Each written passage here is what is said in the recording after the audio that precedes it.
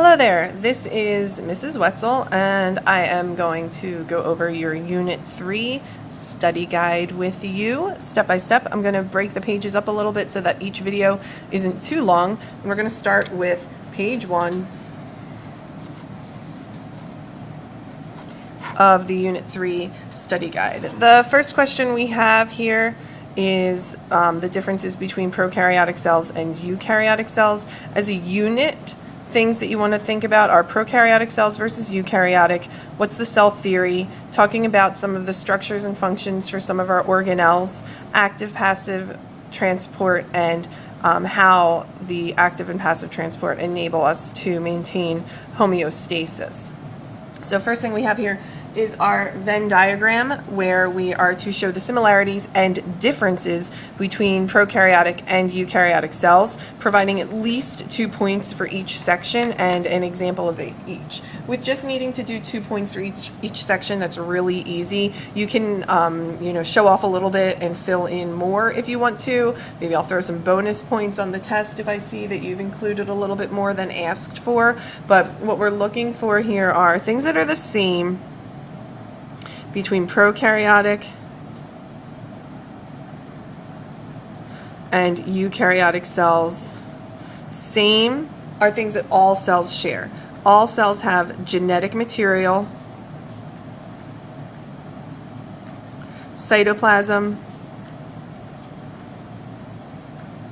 and a cell membrane,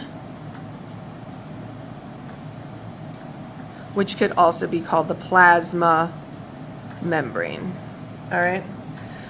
Prokaryotic cells are found only in bacteria. Eukaryotic cells are found in all of our other living things. So animals, plants, fungi, and protista.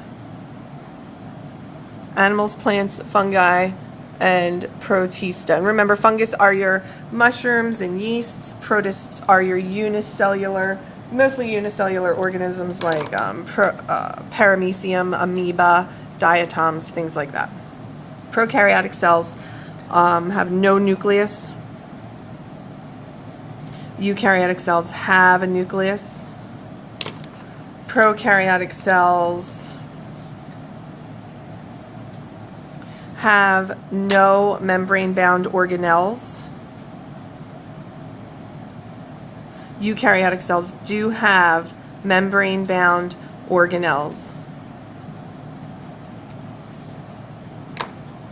Prokaryotic cells have circular DNA.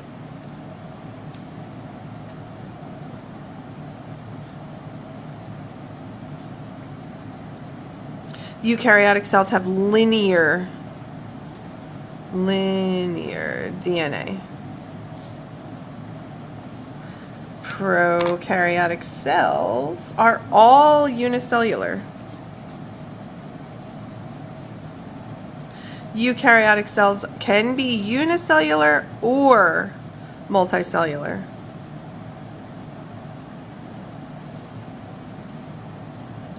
Prokaryotic cells are typically smaller. Eukaryotic cells are typically larger and more complex than prokaryotic cells. Larger and more complex than prokaryotic cells. What does a prokaryotic cell look like? Sometimes it has a flagella to aid in locomotion, cilia sometimes to aid in sensory things, also for movement. They've got circular DNA in the form of a capsid. They do have some ribosomes floating around and things like that, but they're very simple, not very complicated. Eukaryotic cells are typically larger. They have a nucleus. They have endoplasmic reticulum. They have mitochondria. They have lysosomes. They have Golgi apparatus. Okay, they also have ribosomes. They have a cytoskeleton, which provides a framework. So there's a lot more going on in a eukaryotic cell. All right, that's page 1. I'm going to flip over to page 2. Page 2 asks us to look at the differences here between the plant cell and the animal cell, and then write 2 reasons why we helped to differentiate between the two. So first thing you want to look for is the obvious thing that differentiates plant cell and animal cell is this guy, this strong rigid cell wall. Cell walls are only found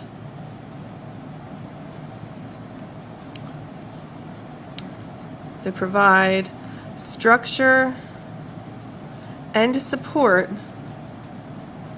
for plant cells. Okay, they're strong and rigid. Okay, so when we were looking at the plant cells in the microscope, we saw the cell wall made the plant cells have that boxy appearance.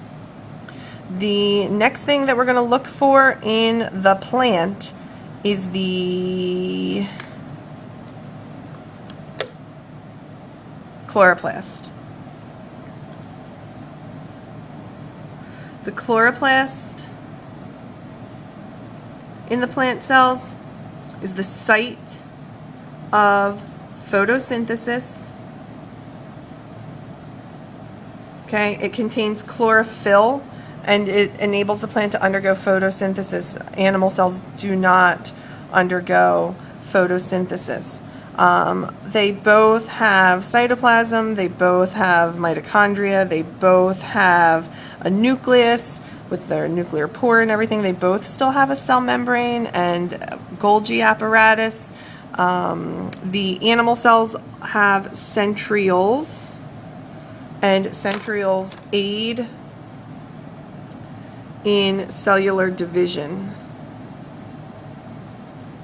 Okay, so there's 3 instances where a plant cell is different from an animal cell. You will really only need 2 for the test. Parts of the cell theory: all living things are made of cells. Cells are the smallest units of structure and function. It's hard to write. In living things, cells only come from other cells, other pre-existing cells. They do not spontaneously generate. All right, largest to smallest here, your cells are the smallest.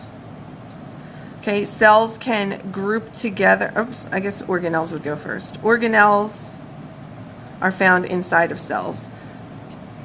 Then cells are our smallest unit of structure and function in living things. Cells group together to make tissues.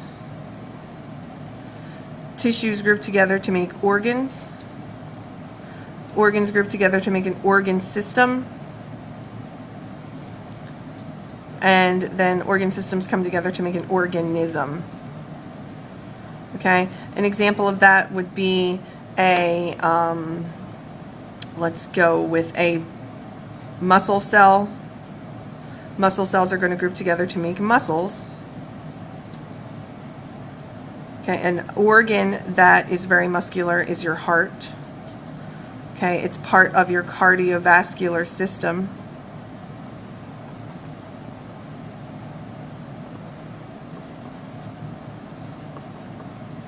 Cardiovascular system, and the organism is basically anything that has a heart, so like a man. Okay, so that's page 1 and page 2 for you. I'm going to stop here and I'm going to do the next 2 pages on another video.